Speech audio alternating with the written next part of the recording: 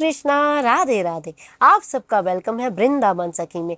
तो फ्रेंड्स, आज हम इस विषय में वीडियो लेके आए हैं क्योंकि आप लोगों के मुझे अक्सर प्रश्न आते हैं कि दीदी, क्या हम लड्डू गोपाल जी के आगे जो दीपक जलाते हैं वो दीपक कौन सा होना चाहिए, किस धातु का होना चाहिए और किस चीज़ का दीपक हमें जलाना चाहिए। तो क्या दीपक जलाने में सही है, गलत है, तो किस प्रकार दीपक को हम जलाएं। तो वीडियो आप एंड तक अवश्य देखिएगा।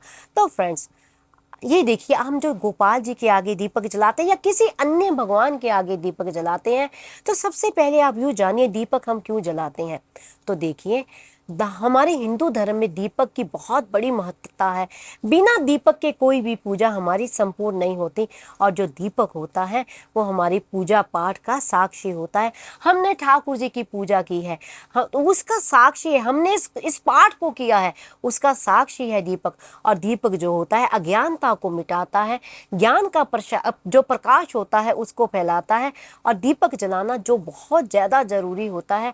अब प्रश्न ये उठता है कि हम ठाकुर जी के आगे जो दिया जलाते हैं वो दिया कौन सी धातु का हो। तो देखिए, ये कोई बहुत बड़ी विषय नहीं है कि दिया कौन सी धातु का हो। दिया आप मिट्टी का भी जला सकते हैं, दिया आप चांदी का भी जला सकते हैं, दिया आप सोने का भी जला सकते हैं, दिया आप ना कोई कुछ सामर्थ्य हो तो पीतल का भी जला सकते हैं, मिट्टी का भी दिया जला सकते हैं, उसमें कोई फर्क नहीं पड़ता। लेकिन इस बात का आप विशेष ध्यान रखें कि दिया जो भी आप जलाएं तो दिया आप प्रयास करें कि एक ही हो, यानी एक तरह का दीपक आप जलाएं। देखो, मिट्टी का टूट जाता है, इसीलिए मिट्टी का नहीं जलाते हैं, क्योंकि वो दिया कुछ दिन चलेगा, गिर जाएगा, टूट जाएगा। लेकिन दिया जो जलाएं आप हमेशा, चाहे पीतल का, चांदी का, किसी का भी दिया जलाएं, तो दिया एक ही रखें आप। उससे क्या होता है, जब दीपक जलता रहता है, निरंतर जलता रहता है, कुछ समय के बाद वो जो दीपक होता है वो सिद्ध हो जाता है। यानी जितना दीपक पुराना होता है उतना सिद्ध दीपक होता है। तो दीपक जो है एक धातु का कोई सा भी ले ले, जितना आपका सामर्थ्य है, चांदी का, पीतल का, सोने का, अष्ट धातु का, जो भी आपका सामर्थ्य है। मेरे कहने का भाव ये है, दीपक आप एक ले, उसको उसी को जलाएं हर बार, तो दीपक आपका सिद्ध हो जाएगा। जितना आप पाठ उसके आगे बैठ के करेंगे उतना उसकी जो दिव्यता बढ़ती जाएगी, तो दीपक आपका इस तरह से सिद्ध होता है। अब दूसरा प्रश्न ये है कि जब भी आप दीप जलाएं, किस चीज़ का जलाएं, यानी कौन से घी का जलाएं।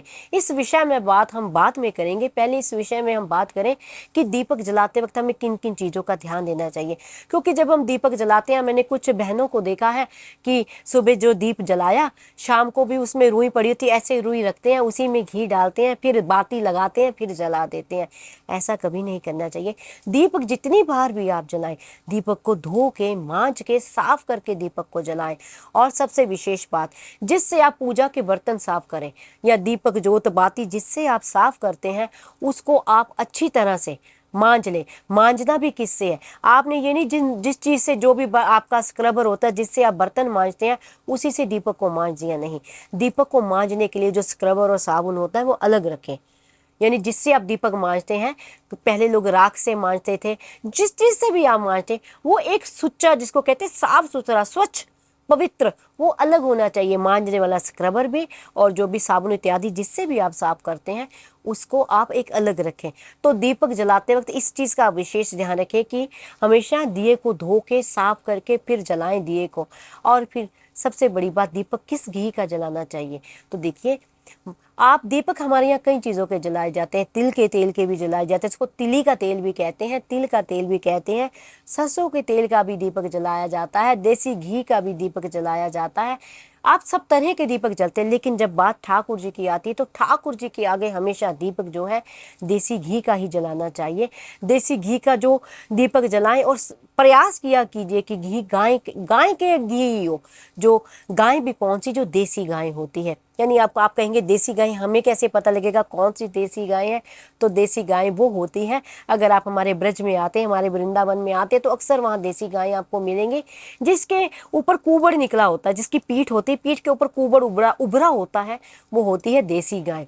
तो अगर मान लीजिए आपके पास देसी गाय का घी नहीं, वैसे तो वृंदावन में आएंगे आपको मिल जाता है, अगर मान लीजिए नहीं है तो गाय के घी का ही आप दीपक जलाएं। लेकिन अब मुझे कई माताएं और बहनें भी लिखती हैं कि दीदी, हम गाय के घी का कर नहीं पाते हैं, तो हम ऐसे में क्या करें। तो फिर आप देसी घी का जलाएं।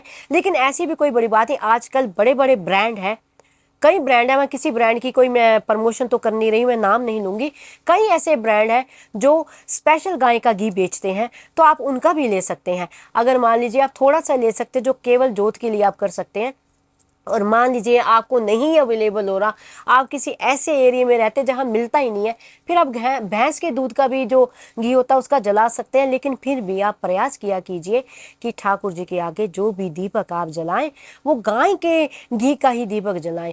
तो आई होप आपको पता लग गया होगा कि दीपक जलाते वक्त हमें कौन कौन सी सावधानियां बरतनी चाहिए, किस प्रकार दीपक को जलाना चाहिए। और जो दीपक की बाती होती है, एक बात और, जो दीपक की बाती होती है कभी भी उसको जल प्रवाह नहीं करना चाहिए या इधर उधर नहीं फेंकना चाहिए। आप उसको कलेक्ट कीजिए किसी भी लिफाफे में, किसी भी एक बर्तन में।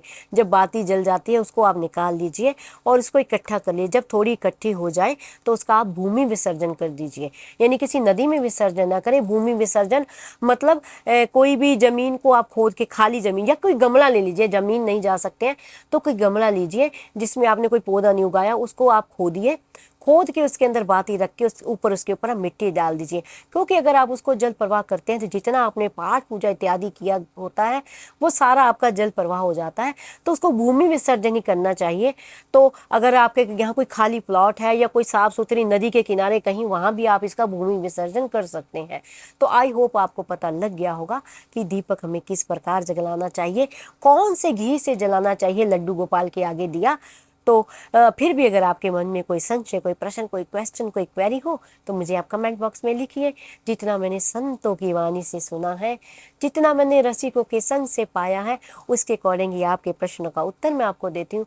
और अगर आपको ये वीडियो अच्छा लगा हो, वीडियो को लाइक शेयर सब्सक्राइब करना ना भूलें। हरे कृष्णा, राधे राधे।